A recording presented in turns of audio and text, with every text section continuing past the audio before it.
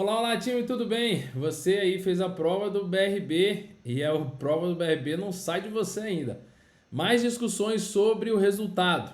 Aqui uma polêmica. Vamos falar sobre uma possibilidade de equívoco no resultado do BRB. Sim, será que há possibilidade de pessoas que não deveriam estar na lista de resultado final estarem na lista do resultado final? Além disso, a gente vai falar sobre as expectativas de convocação. Também vamos fazer alguns cálculos aqui estimados para os próximos semestres em relação a esse cronograma. Vem comigo, é sobre isso que a gente vai falar. Vamos juntos!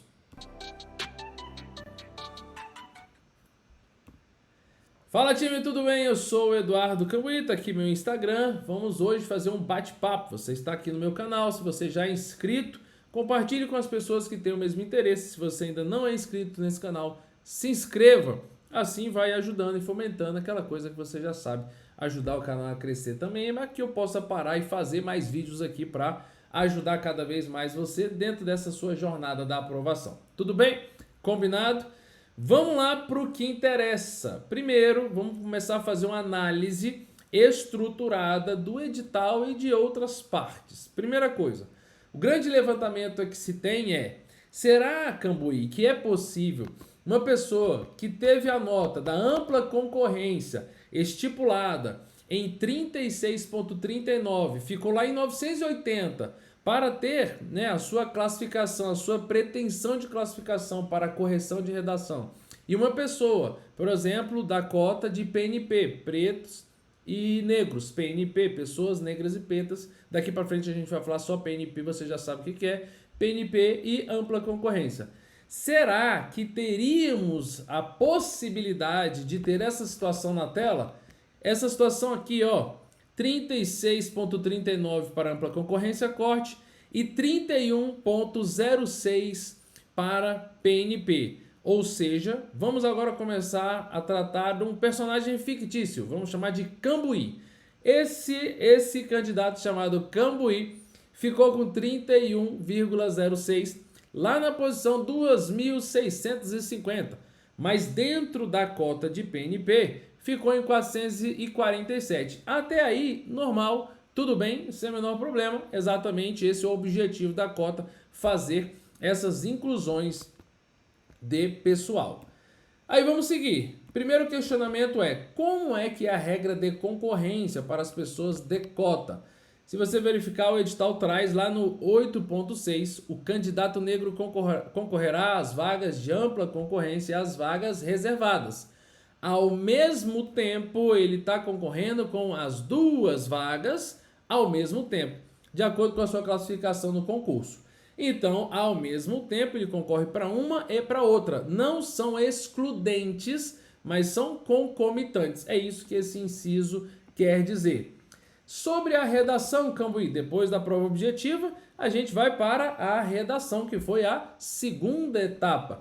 Algumas pessoas somente que teriam a sua redação corrigida. A gente vai ver aqui que, pela regra do edital, não serão corrigidas lá no item 17.4 as provas discursivas dos candidatos não classificados na forma do 17.4. E eles serão considerados eliminados e não terão classificação alguma no concurso. E qual que é esse corte do 17.4, Cambuí? Você se lembra que a gente teve uma alteração em relação ao quantitativo de vagas e também em relação à distribuição de quilombolas indígenas, que a gente já falou aqui no canal, tá aqui em cima o card, dá uma olhadinha lá também. E aí a gente teve, inclusive lá naquela discussão, os percentuais e as quantidades para mudança de vagas. Com base naquela mudança de vagas, o número de correções de redação também aumentou. Consequentemente, a gente teve aqui, ó, 600 até 600 posições para correção para ampla concorrência, até 240 para PCD e 240 para PNP e 120 para hipossuficientes. Esses aqui são os quantitativos máximos de correção. E aí a gente foi seguindo, seria eliminado e não teria classificação alguma, regras de redação, hein? Estamos nas regras de redação. Primeiro, o limite de correção. Depois, da galera inteira que seria corrigida, vamos cortar todo mundo que tiver nota inferior a 6. E aí, de fato, isso aconteceu. Chegamos aqui na nota de corte para a redação. Na ampla concorrência, a nota de corte foi 36,39, cortou ali em 980. Veja que ficou bem acima dos 600.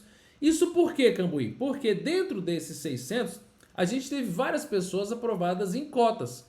E aí, para não haver qualquer tipo de prejuízo, vai chamando outras pessoas como se elas não ocupassem essas posições por estarem em outras posições dentro da lista. Então chama mais do que esse quantitativo, evitando a duplicidade. E nessa situação de nota de corte para PNP, tivemos o Cambuí com 31,06, lá na posição 2.650, 443, exatamente, ó, com 31 pontos. Lembra que a gente tinha um mínimo de 15, o mínimo era 30. Com praticamente o mínimo, 31,06, tivemos aí a classificação em PNP. Até aí, tudo bem, também.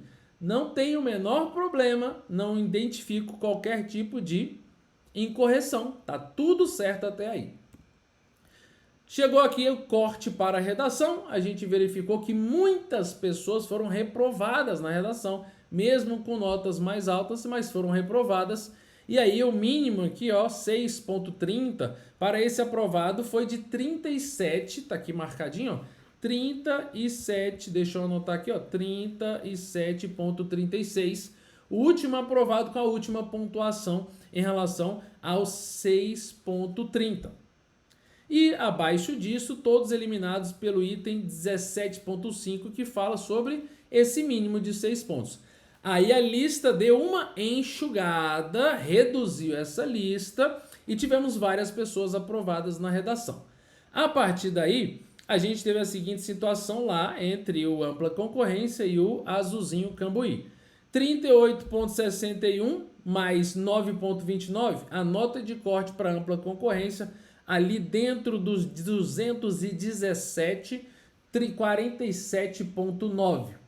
Já a nota de corte para PNP dentro desse bloco foi 31,06 mais 6,30 da redação. Foi exatamente essa nota de corte 37,36, que foi essa última aqui que a gente marcou e ficou marcadinha aqui. Tá aqui dentro, aprovado na redação. Tranquilo até aí, vamos em frente. Aí chegamos à questão. Como é que foi o corte nas vagas? Para isso, a gente precisaria avaliar o seguinte, a nossa terceira fase do concurso. A primeira prova objetiva, depois a gente teve a redação, o quantitativo só que seria corrigido, e agora a gente vai para uma terceira etapa, que é a verificação, heteroidentificação, a verificação da declaração de pessoas pretas ou negras. Agora é que vem a grande peculiaridade que se levanta. Neste momento, a questão que se levanta é: se passou na avaliação de cotas, na avaliação de PNP, por exemplo, os candidatos negros aprovados dentro do número de vagas, oferecida ampla concorrência, não preencherão as vagas reservadas a candidatos negros, sendo dessa forma automaticamente excluídos da lista de candidatos negros aprovados. Então, aqui a gente já começa a verificar alguma inconsistência do resultado, uma vez que o resultado ele trouxe a classificação geral e a classificação da cota. E aqui, em tese, deveria excluir um e não aparecer no outro se está dentro do número de vagas. Vamos em frente. Aqui vem mais um detalhe. Em cada uma das fases do concurso não serão computados, para efeito de preenchimento do percentual de vagas reservadas aos candidatos negros, nos termos da lei, os candidatos autodeclarados negros classificados ou aprovados dentro do número de vagas oferecidas em ampla concorrência. Reforçando que dentro daquele percentual, se foi aprovado lá, sai dessa lista e fica naquela lista, porque está constando lá. E aqui, subsequentemente, vai para o próximo. Segundo fator, não passou. E aí, o que acontece quando não passa? E aí a gente tem uma dúvida. E é isso que se levanta. Primeiro, está eliminado na cota. A seguinte situação se apresenta. Lá no item 8.12.7, diz que se você não aparecer lá para a verificação da declaração, ou você tiver a declaração, a verificação reprovada, você está eliminado por esse item. Não é eliminado do concurso, é eliminado da lista de PNP, por exemplo. Então está eliminado da lista de PNP, então você vai concorrer às vagas da ampla concorrência. Então essa eliminação que aparece aqui não é eliminação do concurso, é eliminação dessas vagas de PNP. Aí você vai fazer o que, Cambuí? Será eliminado do concurso o candidato que não comparecer ao procedimento e que se recusar a ser filmado ou prestar declaração falsa. O candidato que após a avaliação não for considerado negro pela comissão e que tenha sido aprovado nas etapas anteriores, continuará participando do certame, concorrendo às vagas de ampla concorrência. E aqui mora, talvez, a justificativa que a banca possa dizer, querendo se basear no que está expresso no edital, que ela não poderia eliminar de imediato o candidato reprovado em PNT da lista da ampla concorrência, independentemente aqui da nota. Ele entra em relação à concorrência da ampla, verifica se a nota está ali e ele continua participando. Então aqui dá para interpretar que a banca poderia alegar que em nenhum momento falou que ele seria retirado. É lógico que é muita forçação, porque a interpretação mais direta e óbvia que se tem é: se ele vai concorrer às vagas da ampla concorrência, ele se submete às regras da ampla concorrência. Se a regra da nota de corte da ampla concorrência foi 77 e ele tirou 31, 77 é menor do que 31, automaticamente ele estaria eliminado, porque ele não teria condições de concorrer com a ampla concorrência. E aí a gente segue na outra dúvida final. Então, Cambuí, se ele foi reprovado, então eu posso chamar o próximo, substituir lá na parte, no total de cota? E aí o edital diz que não. Uma vez que você é reprovado lá na cota, eu não vou chamar mais pessoas para verificação da heteroidentificação. Não. A partir do momento que eu classifiquei 50, eu faço 50 avaliações e 30 são reprovadas, eu não chamo mais 30 do banco e faço novas avaliações. Vão só os 20 aprovados e 30 ficam reprovados. Então é isso que a banca fala: a não confirmação da autodeclaração não enseja o dever de convocar suplementarmente candidatos não convocados para o procedimento de heteroidentificação. Essa é a ideia da banca, e aí a gente vai falar das convocações. Mas antes da gente falar das convocações, eu quero dizer o seguinte: você entendeu muito bem o que a gente está abordando? A grande questão que se tem é, antes de falar das convocações, vou até colocar aqui embaixo, nesse cantinho aqui, próprio das convocações. Olha só, o que a gente está dizendo é o seguinte: a gente teve uma lista desse tanto. Em relação a essa lista, a gente teve as pessoas que ficaram dentro das vagas, tivemos pessoas que ficaram em cadastro de reserva e pessoas que ficaram em excedente. O que se questiona é, muitas pessoas que possivelmente entraram no cadastro de reserva porque não conseguiram ter nota suficiente para ficar dentro das vagas, talvez essas pessoas estariam dentro das vagas caso essas outras pessoas que teoricamente não teriam condições de concorrer porque seriam eliminadas, não preenchessem aqui os percentuais. Agora, você tem que avaliar o seguinte, alguns fatos. Em termos de prejuízo, Cambuí, qual é o prejuízo das três listas? Temos vagas, cadastro de reserva e também os excedentes. Em geral, se você avaliar as planilhas, e eu vou fazer questão aqui de trazer as planilhas. Por exemplo, olha só, em geral, todas as avaliações, essa aqui é a planilha, por exemplo, de ampla concorrência. Se você avaliar a ampla concorrência, primeira nota 56,75, e você for descendo aqui, a última pessoa da ampla concorrência aprovada aqui ficou exatamente na posição 217, com a pontuação de 47,9, como a gente tinha dito anteriormente. As demais pessoas, para totalizarmos aqui 300 pessoas dentro das vagas, as demais pessoas, abaixo aqui, o total de 83 pessoas são pessoas que estavam abaixo desse quantitativo, abaixo dessa nota, são pessoas que estão nas cotas, em algum tipo de cota, ou PCD, PNP ou IPO. Quando a gente vai para o cadastro de reserva, veja que ele já começa no 418. Exatamente por essa razão que está dando essa ideia de que as pessoas aqui que porventura não tivessem duplicidade, ou porventura aqui não tivesse essa correlação de que não teria uma nota suficiente para entrar ou não, talvez essas pessoas aqui em 217, 18, 19, 20 estariam dentro das vagas e não fora.